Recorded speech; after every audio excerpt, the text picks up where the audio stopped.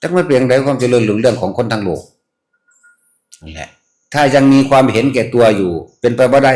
ในความเจริญไม่มีทางมีแต่ความเห็นแก่ตัวแล้วก็ว่าเจริญเฉพาะตัวเองนั่นแหละกูรวยกูเรียนจบสูงกูมีธุรกิจอำนาจตำแหน่งดีแต่ตนนั่นแหละนั่นแหละจังว่าคำว่าพัฒนาคำว่าความเจริญมันเป็นอย่างของเขา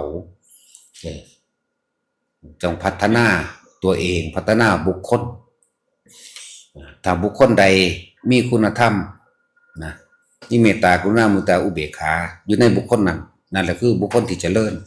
แล้วบุคคลเช่นนั้นถ้าได้เป็นผู้นำถ้าได้เป็นผู้นำหมู่บ้านก็ตามอำเภอจังหวัดและประเทศก็ตามนั่นแหละจังสิเกิดความเจริญได้